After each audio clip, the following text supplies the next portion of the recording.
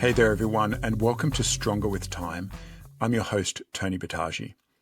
In today's episode, I sat down with Professor Scott Trappe.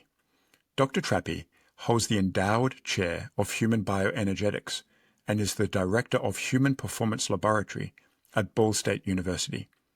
He has spent his career, which has spanned close to 4 decades and has resulted in nearly 200 scientific publications, examining the response to exercise and training in lifelong athletes.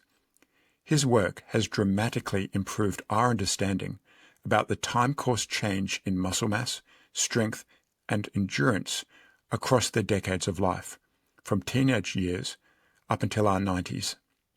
This was one of the most interesting conversations I have had to date, as we discussed what happens to muscle and fitness as we age, and what various exercise modes can do to stop and reverse the deterioration in physical capacity that everyone will inevitably experience.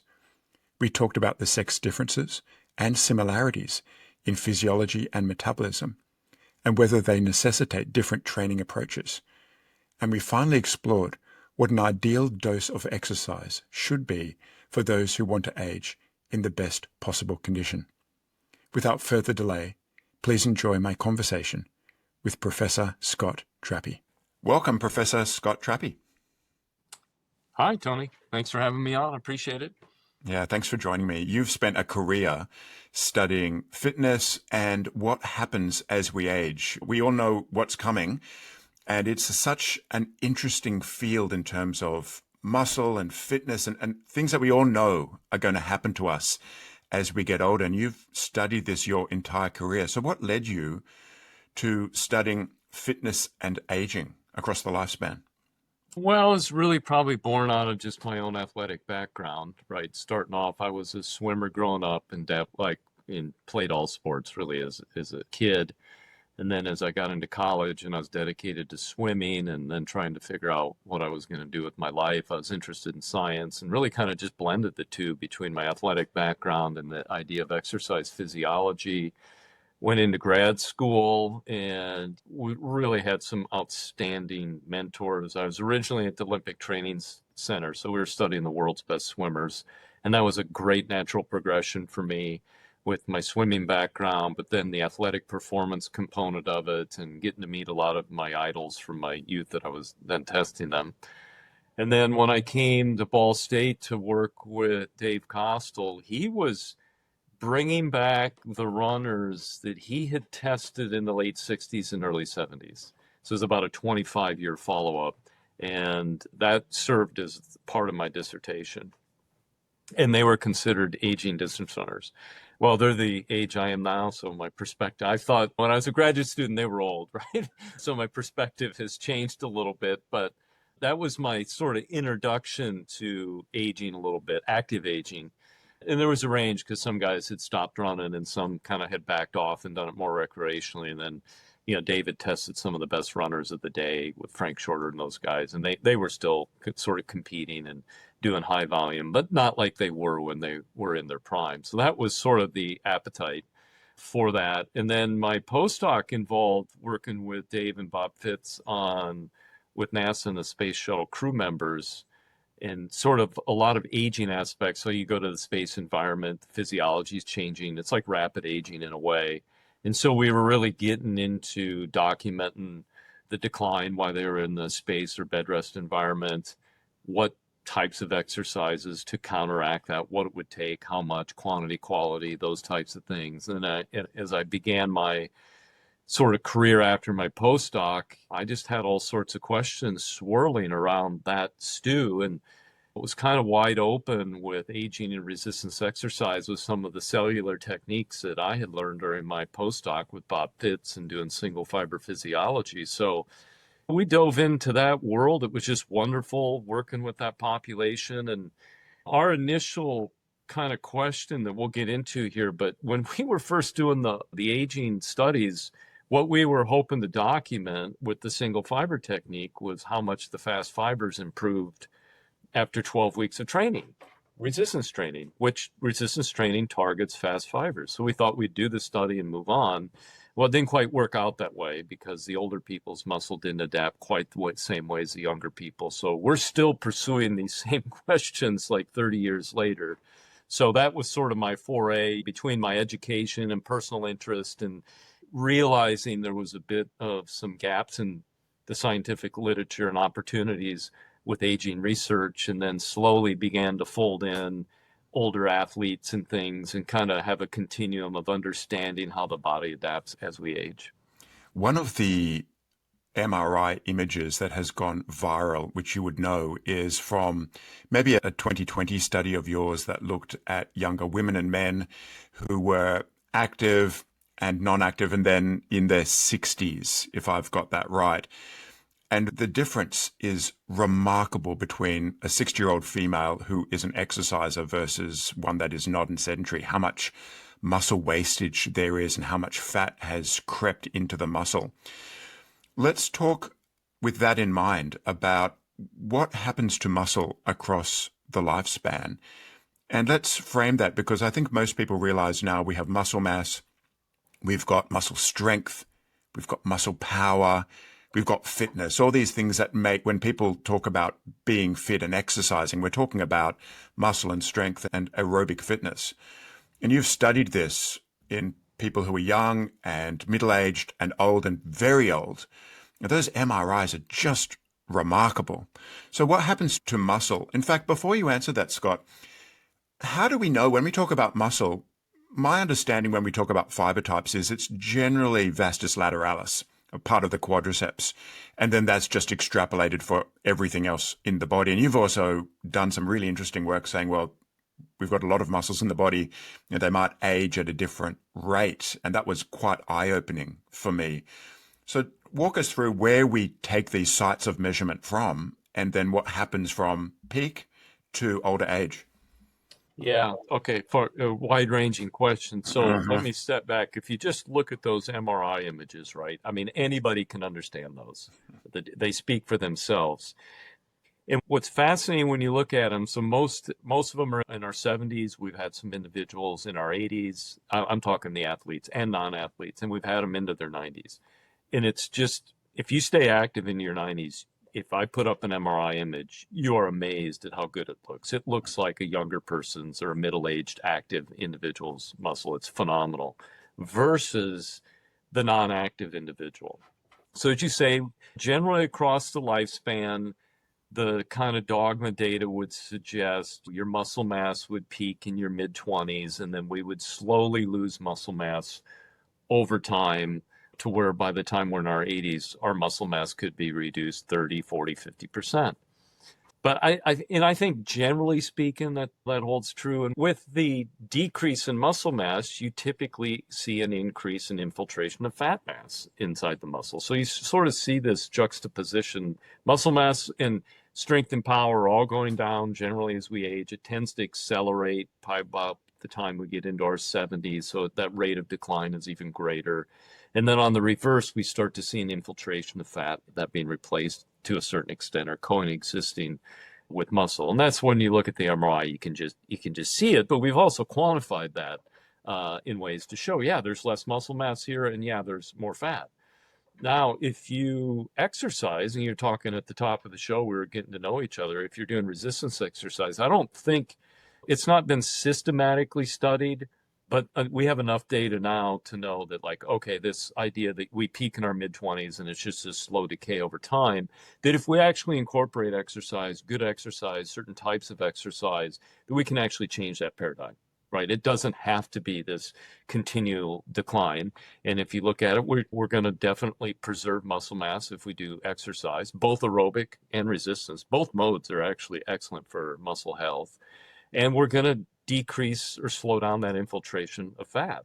And if you're an avid exerciser where you're like more or less continuing to compete for performance, so you're doing it at pretty high levels, you'll still see a decrease in muscle mass, right? You can't stop it, but you will definitely slow it dramatically. And in terms of the fat infiltration, you can almost keep that at bay for aging muscle to where your overall fat infiltration is comparable to a young, fit individual. So I think the idea that muscle declines in strength, mass, and power over time is well documented. Exercise is really powerful medicine to slow that. We can reverse it. We can slow it, right? If we're just an active exerciser over the lifetime versus a non-exerciser, you're going to see those differences between the two groups. Now, what if I'm 40 years old or 50 years old and I really haven't been that active? Life took over. You can reverse some of these too. We still have the ability late into life to put on muscle mass, no question, and we can decrease that fat mass. When we get into our older ages, 70s, 80s, 90s, it gets a little harder to put on the same amount as when we're younger, but it's still positive. We can still adapt. The muscle maintains the ability to adapt to exercise pretty much cradle to grave. That is just one of the best messages that we can get to the public, because I think most people are very aware of what happens if you're a non-exerciser. Maybe you look at your parents who don't exercise and you watch them over the decades and they become frail, and you hug them and they break a rib. And I know when I look at my aging parents who are non-exercisers, they've lost tremendous amounts of muscle.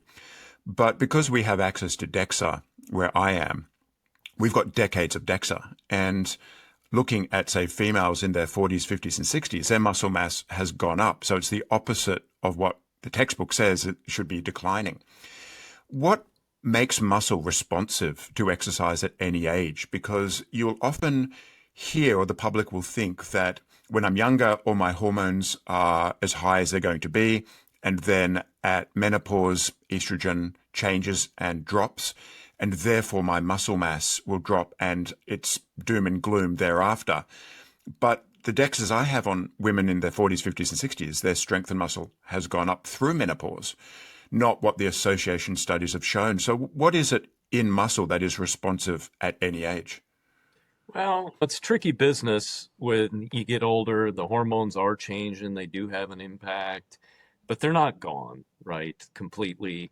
And if you look at, like, if we stimulate the muscle for growth, just like a typical resistance exercise session, okay, a lot of the infrastructure there, you stimulate the muscle, you turn on the pathways or the triggers for growth, and these ultimately result in a stimulus of protein synthesis. You build new proteins and you're growing muscle.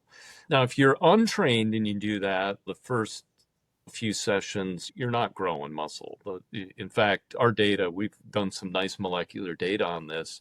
The untrained older individual that gets stimulated with the resistance exercise bout, it's quite challenging. In fact, it looks like it's stress, right? It's just associated with stress. It's sort of chaotic.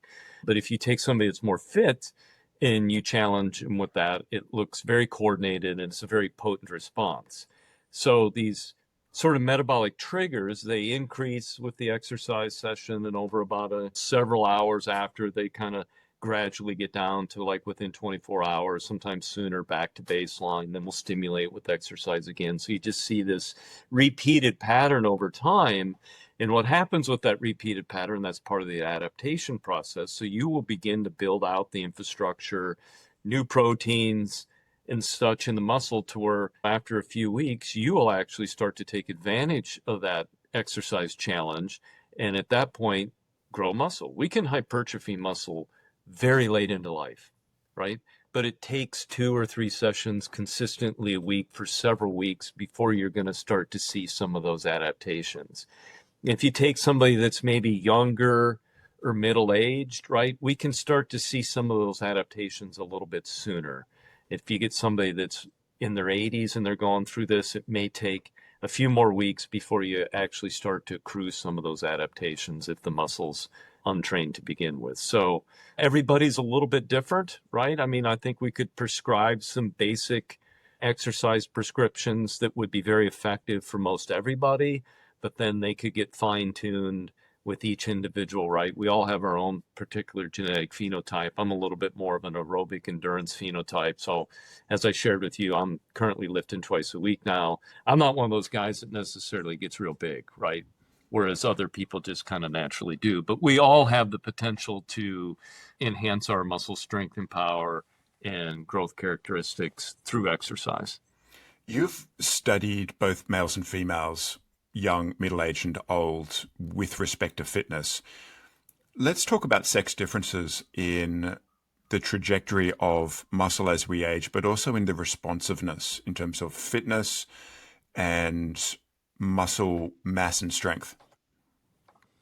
Well, I think it depends, Tony, on what variable you're looking at. My general impression is men, women, young, old, they all respond positively to exercise, right? So we're getting into the idiosyncrasy differences, and it depends on how old you are and what your baseline fitness is to start. That will dictate kind of the response to a particular bout and how you traject over time.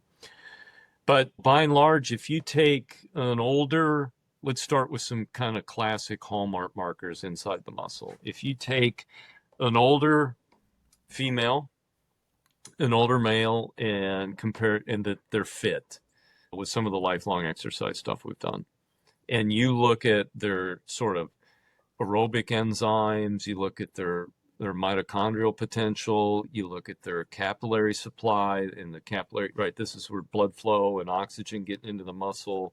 And I showed you the data between these young athletes and old athletes. They look the same. You wouldn't be able to tell me which one's old. It's phenomenal how good consistent exercise does with this. Now, if you're untrained, we can go ahead and change that paradigm. The one part where you start to see things change a little bit is some of the specifics in the adaptation when we get older.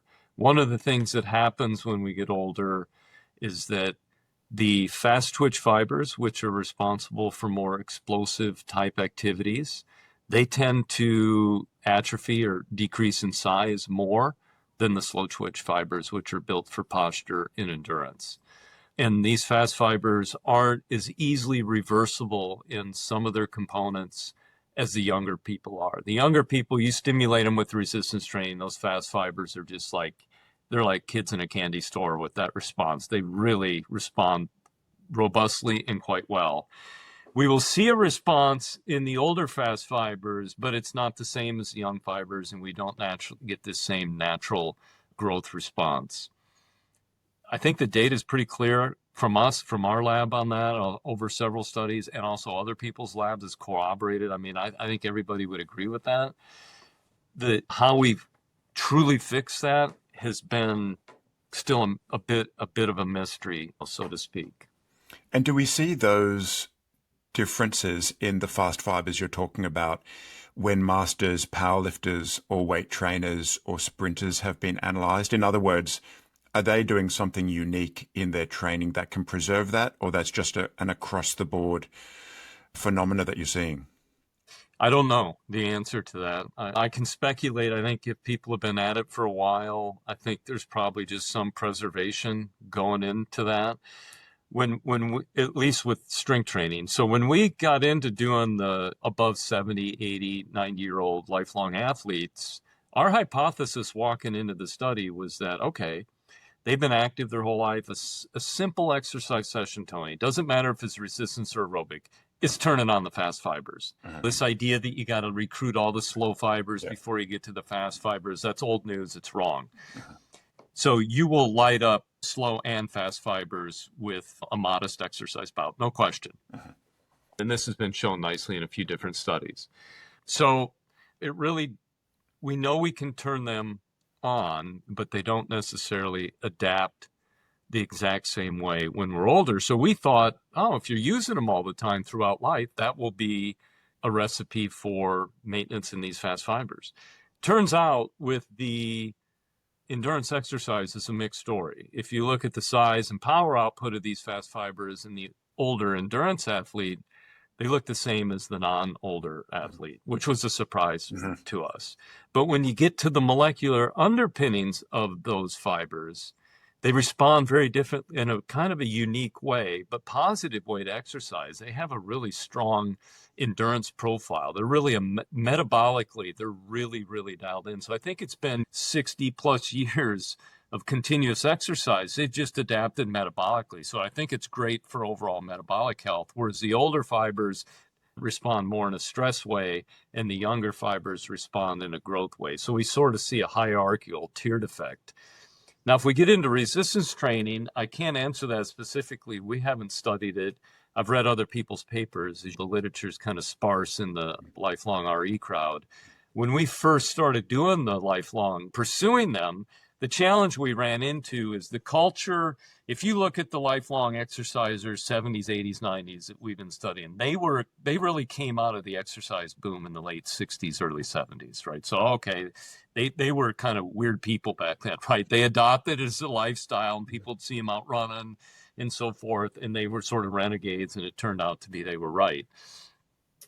The two things happened there. The women were slightly behind because of the overall culturally what was going on, more housewife type thing versus, okay, so they were behind just a little bit. But so was the resistance exercise as a popular mode of exercise. But when we went to find them, and they were out there in terms of the age category we're looking for, the early resistance exercise culture had a lot of anabolic steroid use and things of that nature. So we were just like, well, I don't know what I'm really studying here, because not everybody did those. But when you talk to the guy, yeah, I played around with that for a little bit. So the data there was difficult for us to get for those reasons. But then when you look, there's been a couple nice studies from different groups. Per Airgard has a couple nice papers out of Scandinavia, and the data there does suggest the lifelong and resistance exercise probably has a long-term therapeutic effect on the fast fibers. And that's something that just needs so much more investigation by people who are lifelong lifters. But the use of anabolics, it's not going to change anytime soon. In fact, the availability of these compounds and their adoption in the mainstream is just getting larger and larger. So maybe that just needs to be included in the study design. Well, I think you're right, but I think the difference is, like, now you're going to have a large enough group that didn't do any anabolics. Because I think early on when it started happening in the culture, people didn't recognize, oh, it's not bad, which is part of the culture, right? And going with it. And now I think we have a continuum of people using maybe hardcore stuff, light core, nothing, and different supplements and different things. And I think you're right. I think at some point probably just need to dive in and probably need to get a few labs involved so you can get enough people and then just document their historical background. And I think most of those people would be pretty forthcoming. And then I think we would begin to get a little better feel for what's going on with that mode of exercise with long-term use. Let's go back and just finish off the discussion on sex differences as we age and the fitness response. There's many vocal voices that speak for women's fitness, that all of the training recommendations come from studies in men. And because of sex differences in fiber type, oxidative capacity, fatigue resistance, females need a unique prescription of exercise. And therefore, it becomes very narrow. There shouldn't be aerobic training because they already have great oxidative capacity. It should be more sprinting and HIIT training. And weight training should be very heavy because females lose fast fibers. And therefore, it should be reps under 5 or reps under 6. And it becomes very narrow and now female focused. And I think if we were to take a biopsy of a male quad and a female quad at any age, if they're exercising, they would look pretty similar. You couldn't say that's a female one and that's a male one. And for somebody who's studied males and females across the lifespan, you probably hear advice like that and maybe scratch your head as to it's not that complex and it's not that different in terms of the sex response to exercise. So how do you speak to those concepts that females think I need something very different because I am a female? Yeah, I would say I don't think that's the case generally, by and large. I mean, the one thing I'd say, if we had two biopsies side by side, the female fibers, muscle fibers, tend to be a little bit smaller. So you might be able to pick it out from that. But when you get into prescribing exercise, I think this is one of the challenges going on out there. Kind of like, let's say I'm 40 or 50 and I have an exercise and I need to start. You get online, you start looking at social, it's the wild west, and everybody has their formula, or I need to hire a coach and I need to do this. I'm special. I need to do that. I honestly really don't think that's necessary. I think there is some education that needs to happen for people to go execute these things safely and properly, get cleared by your physician, and then you go in. What I would prescribe for the general person, right? Keep it simple, right? You want to, if you're lifting weights 2 or 3 days a week, the data suggests that's going to do just fine. Upper body and lower body, roughly 2 to 3 sets of 10, 60 to 70% of your best effort. Let's say you got a shoulder that's dinging you. Okay, let's not do that exercise. You don't need to aggravate that anymore. And for most people, I'd probably recommend machines. Keep it easy, keep it safe, right? And that takes care of 90% of it, right? So you're getting into the weeds. Now, if somebody was going at it for a while and they sort of had plateaued off and they knew what they were doing and we started to interact, maybe we could fine tune things a little bit at that point. But what I would prescribe for a female at most any age or a male at most any age within reason, it would be very similar as a starting package, right? Let's do this for 3 to 6 months and evaluate where you're at. And the key thing for any of these people start, in my opinion, is consistency, the accountability piece. You're actually going to show up and you're going to do that 2 days, 3 days a week over time, and it's going to accumulate. It's going to take some time, and it's going to be a winning formula.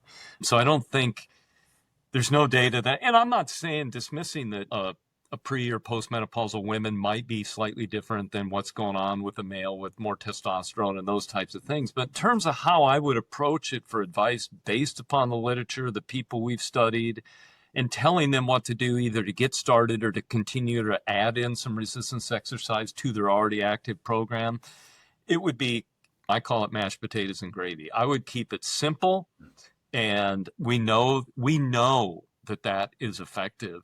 I think where things go sideways when people think they're special and they need some sort of like weird program that's just for them. We probably will eventually get to some precision exercise prescription, right? And we can do some of that now, but I think people misconstrue what that is. That precision is based upon, if we're doing aerobic exercise, okay, if I bring you in and screen you for training for our studies, I'm going to do a VO2 max test on you. I'm going to have a 12-lead hookup. I'm going to have your max heart rate. And then I'm going to prescribe your exercise on a zone of like, say, 70% of heart rate reserve. Okay? That's precision because my max heart rate is different than yours and so forth. And the same with lifting. We're going to come in, we're going to get you familiarized with the equipment. We're going to show you how to use it safely.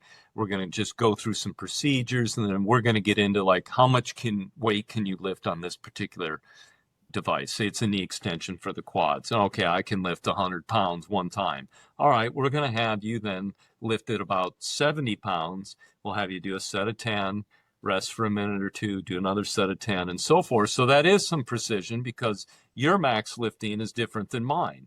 But to go beyond okay, Tony, you need 8 sets a rep at this amount, and I need 4 reps at this amount and stuff, I think that stuff's a bit of marketing and hogwash. I don't think that's really necessary from my perspective as a researcher in exercise. And if you look at, say, a female who's perimenopause, post-menopause, and you prescribe them aerobic exercise in different intensity zones versus, say, age-matched male, do you see differences in training response and adaptation? I can't really answer that one either, Tony. I will say we're doing a big study right now with a national exercise movement. We just finished. We did over 1,500 people. So we're just diving into the data, and I can't talk that deeply about it. But we're going to be looking at some of this heterogeneity response, right? We all don't, if you take say your listeners, 1,000 people are listening, and we all do the same exercise bout, we're all going to have a slightly different adaptation to that, right? So how would we manage that between those different populations? I think I don't think it's anything overly magical that has to be done within that for a positive adaptation. But we're not all going to respond identically to the exercise bout. It could be a variety of things that would dictate that, right? Lever length is different. Your fiber type's different than my fiber type. And all these little things come into play. Okay, we have slightly different adaptation, but we're generally moving it in the same direction and zip code with all that stuff. And then we can fine tune down the line. I think that's the key point in that everyone responds slightly differently, independent of sex. We all have a different response to training, and we all know somebody who barely runs and does a few sessions and they can run a marathon. And for the rest of us, we're still plodding along. And that's just differential response to training. But to tease out that because you're a female, you need to do this. When I look at your work and how well a female muscle responds to exercise, I just can't reconcile that with the statement that all the training programs have been done on men and females need something different. I don't see that at all in the training response or your lifelong athlete literature. I don't either. A couple comments I'll make. One thing we do tend to see in the literature supports this pretty strongly, and I think it's going to bore out even more over time. You do see differences in the carbohydrate fat mixture that the men and women use, particularly when they get older during exercise. And women tend to have a little higher fat oxidation and a little lower carbohydrate oxidation. So there are differences. I don't want to like get your audience, oh, it's all the same. But I think oftentimes when you do exercises at a reasonable intensity, that stuff kind of floods it out. So what was your question again on the back half there, Tony? Well, essentially it was, I can't reconcile with your work looking at older females' responsiveness to training that they need unique training recommendations because they are female. And if it works for a male, it shouldn't work for a female because of sex differences. I would agree with that. A couple other notes I would make, though, is some of this, like you alluded to it, some people aren't built to run probably. Maybe that's a little too hard. And females do have a little different efficiency with certain things, but their hip vagus angles are different and whatnot. But by and large, I think pick something that's safe, that's effective. You could cycle, you could row, you could swim, whatever. The one thing that's kind of interesting when we were doing and documenting everybody's exercise, they go along and we were documenting by decade, and a lot of these people had great log books, so they were nice records. And when they got into their about age 60, you saw an uptick in their exercise. And when we submitted our first kind of overarching paper where we outlined this, the reviewers pushed back a little bit. Like, how's that? They're not exercising more when they get older. It's like, yeah, they retired and it was their hobby and they had more time. So they're like, yeah, and a lot of these had training groups and it was social for them too, right? It wasn't just the exercise. But in talking with them and interacting with them and documenting, generally I felt the men exercised harder than the women. That's the one thing that I would say I think in some ways, I think the women were a little smarter about it. Right. And listened to their bodies, where the men had a group they were with and it was just always these competitive sessions. That so strikes me as correct. Maybe some subtle differences like that. But if you just generally look at it, the women looked great. Now it doesn't seem like the women we studied hung on to the muscle mass like some of the men did a little bit. But their fat infiltration was way less and stuff. So again, 90% of it was pretty much the same, maybe more. And you do see some nuanced differences here and there, but I don't think it would be enough to say, I'm going to exercise you differently per se, especially if you're just talking to a broad group and like, okay, what would I do? And if we're doing some individualized training, it wouldn't be till much later that we might consider tweaking things a little bit. Yeah, and that's just good coaching. You start general and you build a broad base, and then as requirements arise, you can tailor make it. You mentioned something before about there are sex differences in fuel usage, for example, slightly more fat and less carbohydrate. And we could go on. There might be some muscle fiber type differences and fatigability. But as a coach or as an exerciser, do you really see that making a difference in a training recommendation, or are they just interesting physiological differences? Because when I look at training studies to help inform what I'm doing in the gym or prescribing exercise, I don't think I'm going to give you this training because you burn more carb. No, I wouldn't either, because the differences we're talking here, Tony, are 5-10% difference in this fuel substrate utilization. So it's not a massive Swing. I think when I exercise with, I have a swim group I'm with, I have men and women I'm swimming with, and we all do the same workout. And I have men and women I run with and cycle with, and we all kind of do similar stuff. I think the prescription more at that point comes around what's your physiology? What are you capable of? What's your baseline fitness? Where you're starting from?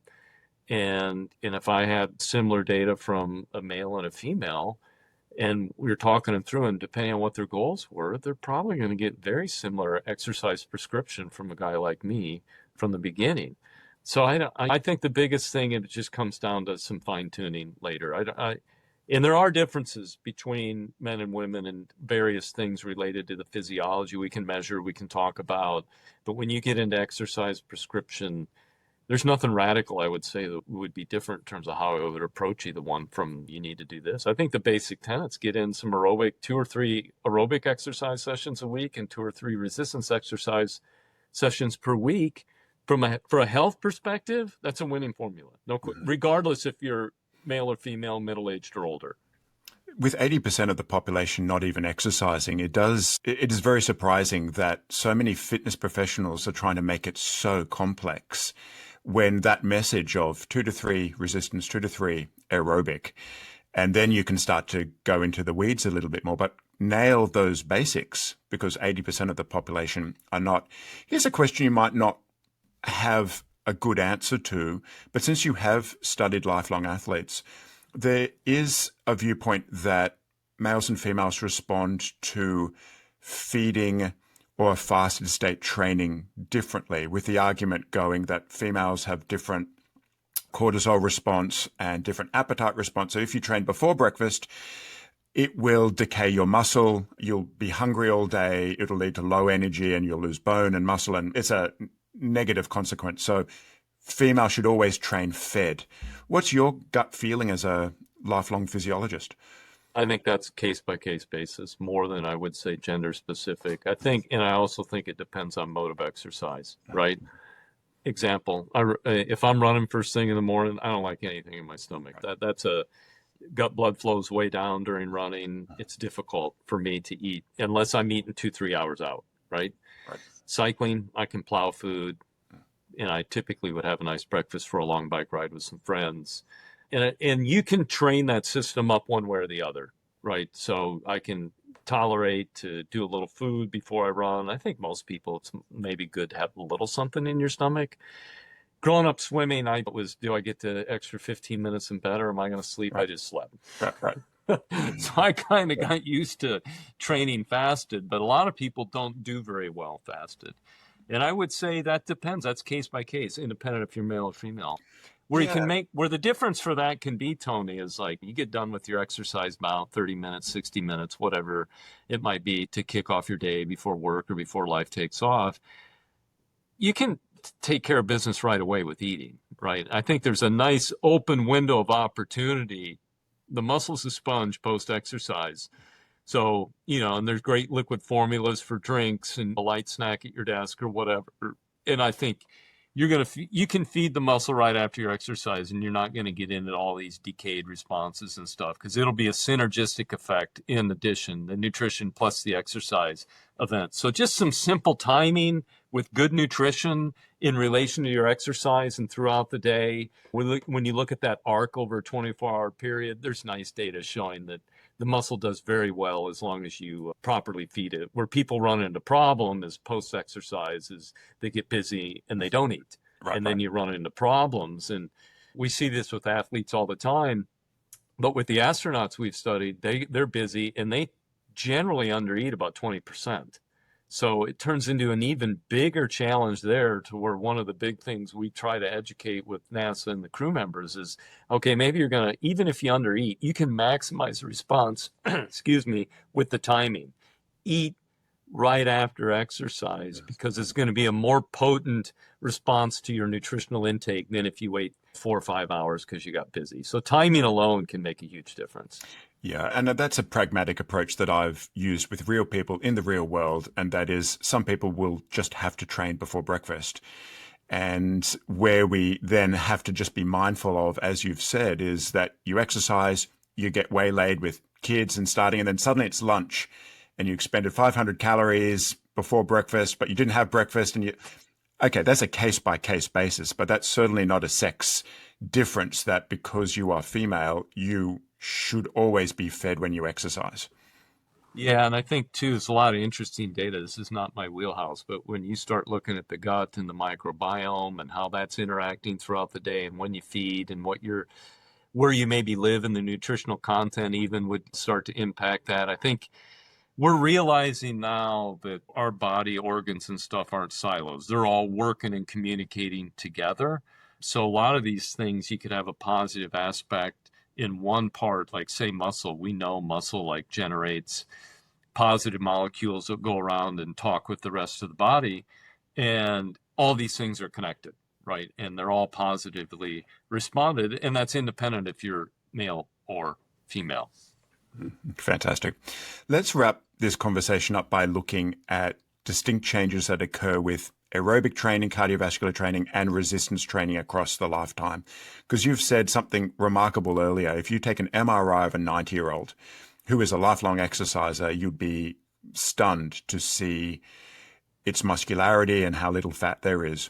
So what can we expect from adopting aerobic exercise several times a week as we age? What will happen in muscle? What will happen to heart? What can we expect? Well, you're just going to basically have a whole body to molecular response that's positive. So the heart is going to be stronger. You're going to have overall chambers. You're going to have red cell mass and blood volume's going to be up. And all that funnels into muscle health. So you're going to have the aerobic and metabolic potential of the muscle is going to be up. The ability to deliver nutrients and signals is going to be up. And this is going to be a whole body systemic effect. So if you look at aerobic exercise, I think the probably top line item there would be just enhanced metabolic health, whole body wide. And you can look at any layer you want. Let's just look at like your resting heart rate's going to be better. You're going to be able to hang on to your maximal heart rate better. Your heart rate reserve is going to be better. Simple metrics that even a physician can measure in their office. No problem. We have all these watches and stuff now. We can measure this stuff as we exercise. So I think metabolic health is just substantial. It's superior with consistent endurance aerobic exercise, in addition to weight management and all these other things that come along with it. But metabolic health would be the primary one, I would say, that would come out of the endurance cardiovascular health component. And how many days a week, if being asked, based on the data, and time isn't an issue, so not a minimum effective dose, what would you be recommending? Is it a daily movement guideline, or is it 3 days a week with a day in between? That's a good question. Because a lot of times most people ask the question in constraints. What's the least I got to do to get by, right? And that answer's 2 to 3, right? But if you're not limited, I'd say most days. Most days. Right. I exercise most days. The older athletes we study, they all exercise most days. Okay. So here's an interesting question, and that is, if we are exercising most days, we've got high intensity interval training work, which is really straining the body, and we've got lower intensity zone 2, zone 1. As a swimmer, you would have done a lot of that work. There is an argument that is made even by academics that this lower intensity is not really doing anything. We should be pulling on the levers that are zone 4 and 5 and high intensity. As a coach, I've thought, well, those 6-week studies are certainly interesting on high intensity, but the lifelong athlete cannot work at those intensities all the time. So what would you say that balance is between high and low? Because to me, it just sounds very academic. Yeah, I think I agree. I think some of the short-term studies that are very well done, when you look at 6 weeks, 8 weeks, and like, okay, the HIIT training can match up with endurance. We need to push these. And then some of that gets funneled in, oh, I'm time crunched. I need to do this or that, right? But we're talking non-time crunch. I think really, and the older athletes are smart. They figured this out because they listen to their bodies. So they don't do a ton of high intensity stuff, right? They're consistent. They're at it every day. It would be considered, when you look at most standards, light, moderate, vigorous, they live in the moderate zone, in vigorous zone, even like 70% would be considered vigorous. So I think doing whatever they call it these days, zone 1, zone 2, and then you just need to sprinkle in some high intensity. A lot of times that'll happen in the nature of the course of the exercise or a couple sprints at the end. Right. You don't really need to get into these, like, I got to go all out and do these separate uber high intensity sprint sessions and all that stuff. Yeah, maybe if you're making a living and you're trying to go to the Olympics, where, yeah, that's a different story. But if you're looking at the lifelong exerciser, no question, consistency is king. That's number one. Mm-hmm. That takes care of 90% of it. And then you can just sprinkle in some high intensity stuff on occasion. And, the other thing, particularly when you get older, then recovery is so much easier too, right? You got to be able to answer the bell every day. So if you're really doing these super hard sessions, and if you look at some of the high intensity work, there's time between these sessions, big time. Right? Most people that want to exercise every day, if that's part of their hobby and their lifestyle, you can't exercise hard like that, answer the bell every day. So that's a big part of it too. Yeah, and from a personal pragmatic perspective, that's how I prescribe it. So most of it is at that lower, moderate intensity. We sprinkle in some efforts towards the end once or twice a week, but it's not much, and there's plenty of time in between it so you can rebuild your capacity and do it again. Well, and if you get into too much training that's hard, that's not necessarily advantageous for certain things, right? If you look at the athlete data from younger, these fast fibers and stuff get pounded into the ground. They shrink in size. They lose their explosive characteristics because they're more or less being forced to be an aerobic fiber just to support the daily loads that you're giving it. We see that in the swimmers and runners that just overcook it. And then when you pull back on the load, these fast fibers rebound quite a bit. So I think it is pragmatic, but the data would support the idea that you don't want to pound your fast fibers into the ground, particularly when you get older and you're trying to preserve those. So just sprinkling in some high intensity, that's the nature of the beast for those types of fibers, I think is more of a winning formula than trying to go hard all the time.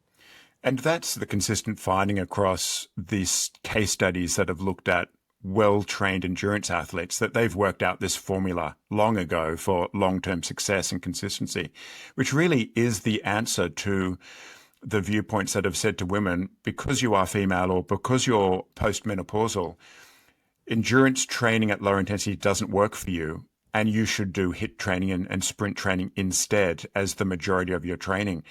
And I think said no coach or aging athlete ever. No, I don't think so. And then you're just increasing the risk for injury, right? Yeah. I mean, we can't outrun father time with this stuff, right? We do, our muscle mass and mechanics and stuff start to change when we get into our 80s and 90s.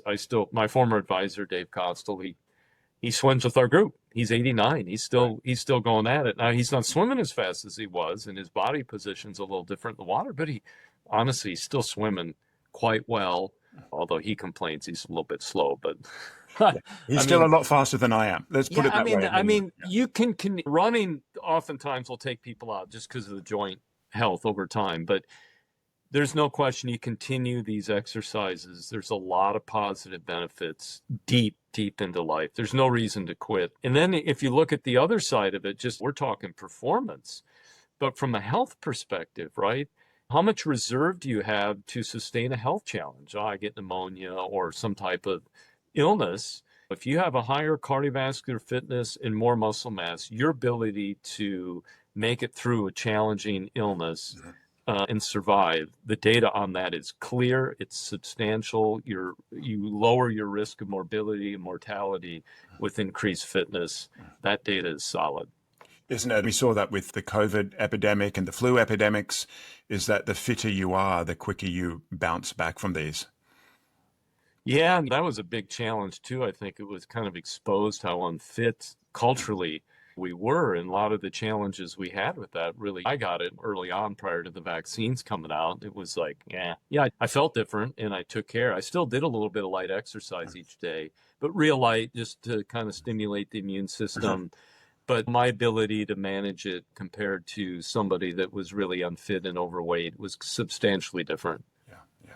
Let's finish off now just with resistance training and the importance of muscle mass. We're talking at the beginning that when I was a young triathlete, we were just skinny with no muscle. And we all said, when we turn 50, we're going to take up bodybuilding because we need to focus on muscle. And I happened to adopt that quite a bit earlier than my friends. But you've mentioned that aerobic training we could probably do most days, but resistance training, there's this thing called recovery. Yeah. And there's quite a bit of muscle damage. So what's the guidelines for resistance training as we age and different prescriptions of intensities? You've mentioned around 70%, but let's just wrap the conversation up on resistance training prescription. Yeah, well, I think you're right. Yeah, that's not something I would say do every day. The one exception would be if you have somebody that's into it, okay, this day I'm doing upper body, the next day I'm doing lower body, right? But most people I would be interacting with, it would be a whole body routine. What's interesting, I think if you look at the general guidelines, they're going to say 2 or 3 days a week. When you get into the literature, and my brother Todd led the charge on a recent review of this, it's pretty striking. 2 days a week, 3 sets of 10, and you more or less get the gains and maintenance and stuff that's going to do with that. So I would say for most people, I would prescribe 2 days a week, and if you can afford it, 3, and I would not be doing these back to back. Right. Monday, Wednesday, Friday, Tuesday, Thursday, Saturday, something like that, offsetting it with your aerobic exercise. If you're going to do them on the same day, you can do them. That's not a problem, but you might want to space them out. We still don't really know exactly what the best spacing is for everything for maximal gains. But again, back to the idea of being engaged with it, 2 to 3 days a week. The data would suggest you need it probably at least 60, 70%, say 60 is a minimum to really trigger the growth response. All right, so if you're getting in and you're really lifting light weights, and there's some nice data from others, Nick Bird, who did his PhD work, they've really partitioned some of this stuff out. You can overcome that if you do a lot of repetitions. Right. But that takes a lot of time. So I think for most people, it would be 60, 70% of your best effort. And you'd want to do 2 or 3 sets of 10 for each major muscle group and do that 2 or 3 days a week. And that's quite comforting for aging joints or risk of injury, because there's a there's prominent voices that would say, because you lose fast twitch fibers, you do need to be lifting maximally, i.e. 4 to 6 repetitions. But I think the contemporary understanding of muscle fiber recruitment is that at 70% or 75%, which could be 8, 10, 12 repetitions, you are targeting and using fast twitch fibers. Oh, no question. And we've done a lot of this work because our questions revolved around, so we dove deeper in the molecular stuff. So if I brought pretty much anybody in, young, old, fit, unfit, and I did the 70%, 3 sets of 10, the fast fibers are more stimulated than the slow fibers in that case, no question. And that's pretty much it all the way down right at the gene and what's going on and how these things are manipulated with the exercise bout. So resistance training is a very strong stimulus for the fast fibers, and you don't need something uber fancy or over the top or whatever that's going to more or less recruit these fibers and turn on the machinery. So, Scott, what do you do? I think most people, when they meet a lifelong professional, whether they're a dietitian, they want to know what they eat. Sleep expert, how do you sleep? You're an expert in exercise and aging. So what do you do? Yeah, well, I'm still compete, so I like that. And it depends on the time of year, to be honest with you, Tony. But I grew up swimming, so I have that in my tool chest, and I have access to the pool. It's just a couple minutes away, and I got a group I swim with at noon, Monday, Wednesday, Fridays. I pretty much do that year round. So I compete in triathlons in the summer, so I'm doing a lot of exercise right now. I'm probably 12, 15 hours a week, swim, bike, run.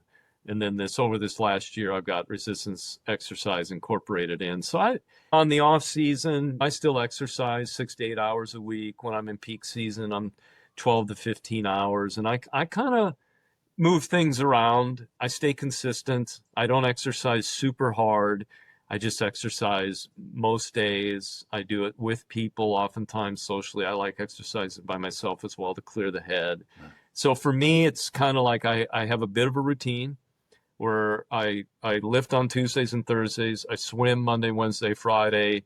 I generally run on Tuesday, Thursdays in the weekend, and then I fill in with cycling on the other times. And again, that it changes scale depending on the time of year goals or competition I have going. And I take if I'm traveling, I throw the shoes in the bag for running because it's easy because I'm on the road.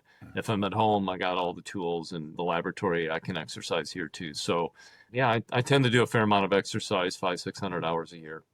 Wow, that's a astonishing number, but you're obviously picked for the job, aren't you, being an exercise scientist? What made you want to take up resistance training, having such a strong history of aerobic training?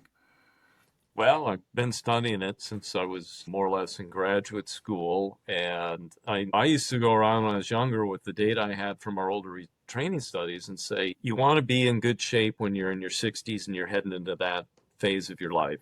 I turned 59 next month, and I had a DEXA scan last year. I do these quite often on myself. And for the first time, I had a downtick in muscle mass, about 3-4%. So I'm like, okay, it's time, it's game on. So I went into the weight room, and I was one of those, like, I knew that day was coming. You know, it's sort of like I've never been a true RE guy. I lifted when I swam in college and stuff, but I've really been enjoying it. I'm glad I've incorporated that. I feel much better even in my others. I'm lifting one of my PhD students, and so it's social for me as well. And I'm just doing a whole body routine, Tony. I'm using what's referred to as a motor pack protocol that we studied. So it's 8 exercises. I've tossed in a couple extra. It takes me about 50 minutes to get through the routine, and I look the same, but I feel better. Oh, that's great. And The other thing's just a side story for Yeah. this that's so great. When we had an older lady we ran through, she was in her 70s, and she went through this protocol, and she was kind of finishing up, and I asked her, how do you feel? Do you feel better? And she talked about 2 advantages. She said, it's easier for me to carry my groceries into the house, and when I hug people at church, they've noticed that I feel stronger. Isn't that great? Isn't that great? Yeah, exactly. You're one of these people, when you hear who are the 5 people you want to have at a dinner party because you want to meet, and people say Jesus and Nelson Mandela, and you're one of these people. I want you at a dinner party because I could talk to you about That's an honor. I'll join you for exercise dinner. and aging. Oh, It's absolutely fascinating conversation. I appreciate you giving up your time. What's next for you? Do you have a book to take all of your life's work and put it out to the public? Because there's academia, and not a lot of the public know the incredible work that you're doing, although we rely on it so much in our coach's everyday life. Well, appreciate that, Tony. And we've been fortunate with the studies and stuff we've been in, and we've been approached, Todd and I, my brother, about writing a book. We've been just so busy with the research that it's hard to find the extra time. Writing the grants takes a fair amount of time, and I don't know, the research stuff's just so fascinating for me. It's like my life's mistress.